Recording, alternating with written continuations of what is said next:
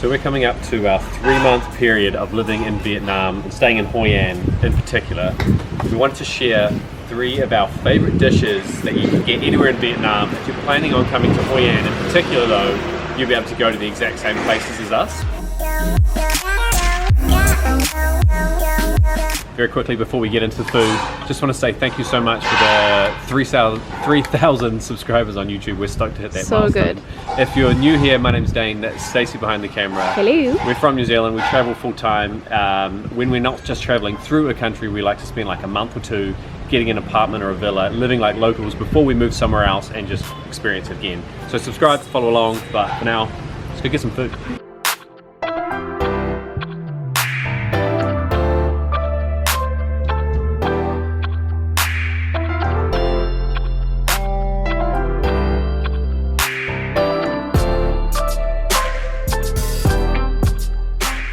So we have come to a place called Baby Mustard, and it's one of our favorites. It's like mid-range pricing. Yeah, mid-pricing, yeah. And the reason we like it is because it's a little bit further away from the old town, so it's quite peaceful. It's like out. They grow their own produce out the front, so it's really beautiful, a beautiful setting. Yeah, I'll show you. So you can see all the crops and everything out here. It's sort of a local village tucked away from the old town. And this is part of Baby Mustard here, and this is just all of the stuff that they produce. You see them sometimes come out here, grab the food, and then go into the kitchen there and make it.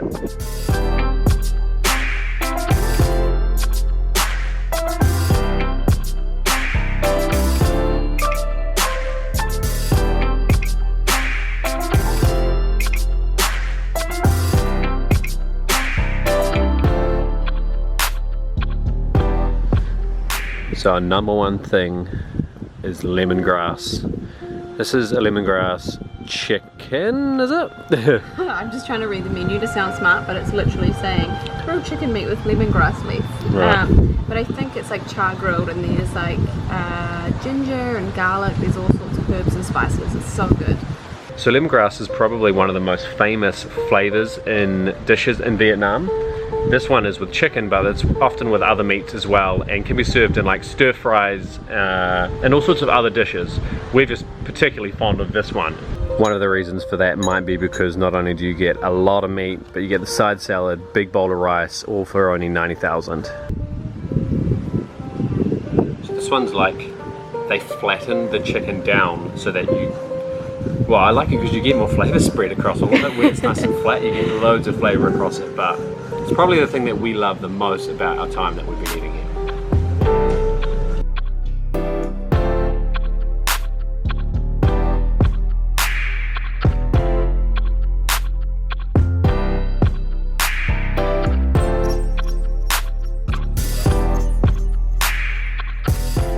Number 2 on our list is Banh Mi, and this is actually the cheapest one on the whole thing because you can get them for only 20,000 dong, which is about $1, I think. We seem to have been enjoying the chicken and cheese one the most, which is not as traditional, and that's a little bit more expensive at 25,000. But you can get banh mi absolutely everywhere. It's like it's a Vietnamese sandwich.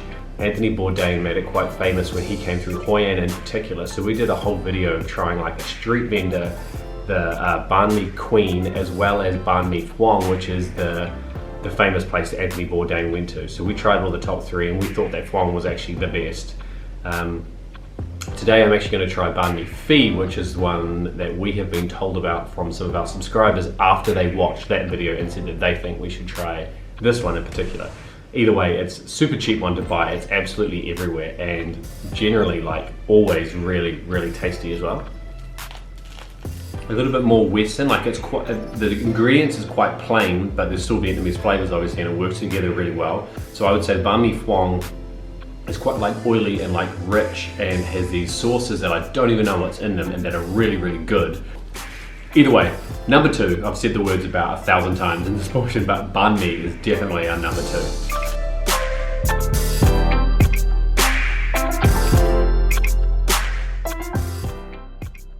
This doesn't really add anything to the food video, but it's just a completely random set of buildings like demolished or abandoned that we thought looked interesting.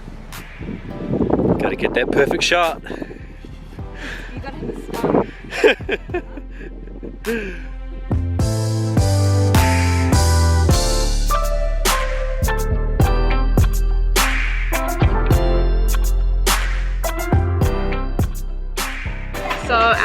dish is not super Vietnamese, but it's one that we keep going back for. Yeah, like, we do, time eh? and time again. Yeah, so it's a Claypot, which, yeah, Stacey says, is not a Vietnamese dish. Really, you can get it in a lot of places, but we just find ourselves always going back to this one particular spot at Vys Market. It is so good. It's the more expensive option of the 3 that we're going for, but we want to show you what it's like because it's absolutely delicious.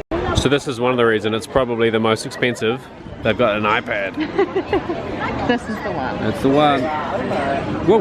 Doesn't look very good in there, but it's delish. Let's go get it.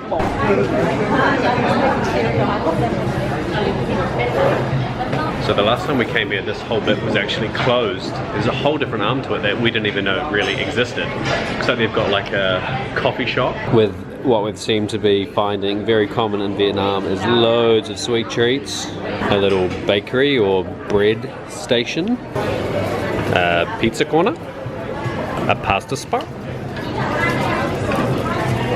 a salad and vegetable station, all of these random things, fried banana and waffles, a classic exotic herbs and spices for wellness station, a cellar with heaps of alcohol, and of course heaps of ice cream. So this has nothing to do with what we were talking about. So but Vietnamese. I kind of insisted that we go for the bread, but this is the caramelized pork Claypot, and it comes with, oh, Jane's just getting in there. Get in there, show you what I'm talking about. So it's like a rich, almost gravy-like flavor, and then it balances out with this sauce, which is sort of like sweet, maybe sort of spicy. Yeah, and then it comes with Some rice and some beans. Side salad. To be fair, I don't know if we've seen this particular dish in many places, but when we want something a little bit more upmarket, this is definitely the one that we come back for. And saying that, this place is actually huge out the other side, yeah. And this is a more casual vibe, like way more casual setting than that side. But in this particular dish though, the meat is just like so crazy tender.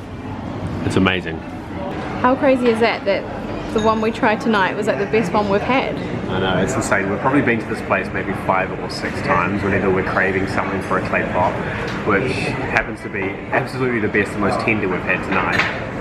Which is why it's sort of on the list, because even though it's not super Vietnamese, we've found ourselves coming here so frequently that we think that if you are interested in trying something local, that you should actually give the Claypots a chance, because it can be a little bit hit and miss, but for the most part we've had really, really good experiences with them. So something that you should absolutely add. This list is not like, it's not really exhaustive, is it? It's like it's our experience of the meals that we found ourselves going back to regularly that are like one cheap option, a middle range option, and our most expensive one.